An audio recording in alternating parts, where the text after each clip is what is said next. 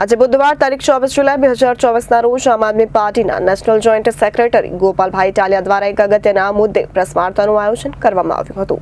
આજે બુધવારે તારીખ 24 જુલાઈ 2024ના રોજ આમ આદમી પાર્ટીના નેશનલ જોઈન્ટ સેક્રેટરી શ્રી ગોપાલભાઈ ટાલિયા દ્વારા એક અગત્યના મુદ્દે પ્રેસ વાર્તાનું આયોજન કરવામાં આવ્યું છે। તો આપ સૌ મીડિયા મિત્રોને પધારવા અને આપના વિશ્વસનીય માધ્યમથી નોંધ લેવા માટે વિનંતી કરાઈ હતી।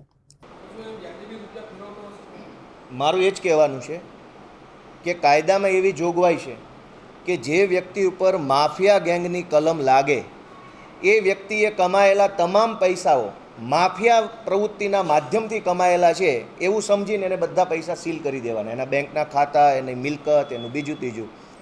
આ વ્યક્તિને માફિયા ગેંગની કલમ લગાડવાથી બચાવ્યો કોણે એની ખુલાસો હર્ષ સંઘવીએ કરવો જોઈએ, કેમ કે હર્ષ સંઘવી સાથે ફોટાઓ છે। મારો ખાસ મિત્ર કંઈ ખભે હાથ મૂકીને ગૃહમંત્રીને ફોટા પાડ્યા, લૂંટનો આરોપી જેને કોર્ટમાંથી સજા થઈ ગઈ છે એવો સજા મેળવેલો આરોપી ગૃહમંત્રીના ખભે હાથ રાખીને ઊભો છે।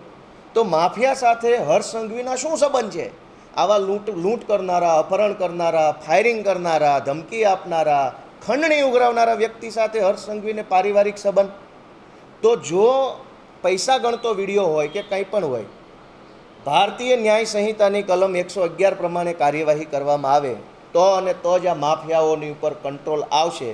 નહીતર જેમ આજે ભાજપવાળાએ માફિયા વિકાસ આહિરને બચાવ્યો એમ કાલ બીજા ડ્રગ માફિયાને બચાવી લેશે। અંતે તો ગુજરાતની જનતાનું નુકસાન છે, આપણા સૌનું નુકસાન છે। તો મારી ફરીથી વિનંતી બધા ભાજપવાળાને છે કે બધા 2 નંબરના ધંધા કરીને ભલે રૂપિયાવાળા થાવ, પણ ડ્રગ્સ વેચી અને માલામાલ થવાનું સપનું છોડો પ્લીઝ, મારી વિનંતી છે।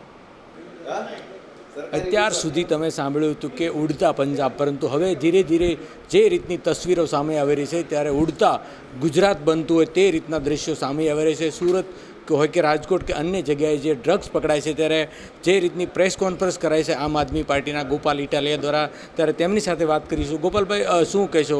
ઉડતા પંજાબની વાત સાંભળી હતી, પણ હવે તો ગાંધીના ગુજરાતમાં દારૂની રેલમચેલ વચ્ચે ડ્રગ્સ। ગુજરાતમાં છેલ્લા ઘણા વર્ષોથી આપણે દારૂના દૂષણ સામે લડીએ છીએ। એમાં ઝેરી દારૂ, નકલી દારૂ, લઠ્ઠાકાંડ, બુટલેગરોની દાદાગીરી, આખું ગુજરાત એનાથી પીડાય છે। લડાઈ ચાલુ છે કે ક્યારે આ દારૂના દૂષણથી આપણને છુટકારો મળશે। હજુ તો દારૂનો મુદ્દો પૂરો નથી થયો, ત્યાં આ ભાજપવાળા આખા ગુજરાતને ડ્રગ્સના દૂષણમાં ધકેલવાની પૂરેપૂરી તૈયારી ચાલુ કરી દીધી છે। 2 દિવસ પહેલાં અહીંયા સુરતમાંથી ચમરબંધી મંત્રી હર્ષ સંઘવીનો ખાસ અંગત પરિચિત પારિવારિક મિત્ર ભાજપનો વિકાસ આહિર ડ્રગ્સની માફિયા પ્રવૃત્તિ કરતા પકડાયો, રંગે હાથ પકડાઈ ગયો। ગઈકાલે રાજકોટની અંદર ભાજપનો હોદ્દેદાર ડ્રગ વેચતા પકડાયો। દારૂથી હજુ છૂટ્યા નથી ત્યાં ભાજપવાળાએ ડ્રગ્સની દુકાનો ખોલી દીધી। આનાથી વધારે શરમનો વિષય હોય શું? અને ભાજપવાળાએ ડ્રગ્સની દુકાનો ખોલી અને ખુલ્લેઆમ ડ્રગ્સ વેચવાનું ચાલુ કર્યું, એ તો દુઃખનો, શરમનો, પીડાનો વિષય છે જ। પણ ડ્રગ્સ વેચતા પકડાયેલા ભાજપના માફિયા વિકાસ આહિરની વિરુદ્ધમાં પૂરતી કલમ ન લાગે, ઓછી કલમ લાગે, એના માટે ભાજપે પ્રયત્નો કર્યા છે। એનો ખુલાસો આજે પ્રેસ કોન્ફરન્સથી અમે કર્યો કે ભાજપના જે આ વિકાસ આહિર છે એના વિરુદ્ધમાં માફિયા ગેંગની કલમ લાગવી જોઈતી હતી। ભારતીય ન્યાય સંહિતાની કલમ 111ની પેટા કલમ 2નો ખંડ B પ્રમાણે આ વિકાસ આહિર ડ્રગ્સનો માફિયો છે, પણ એ કલમ FIRમાં લખાઈ નથી આવી। શું કામ? કે હર્ષ સંઘવીનો મિત્ર છે।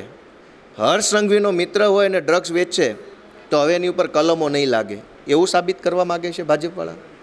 હર્ષ સંઘવીના જે ફોટા સાથે વાયરલ થયા ત્યારબાદ તેમણે ટ્વીટ પણ કરવું પડ્યું કે કોઈ આરોપીને છોડવામાં નહીં।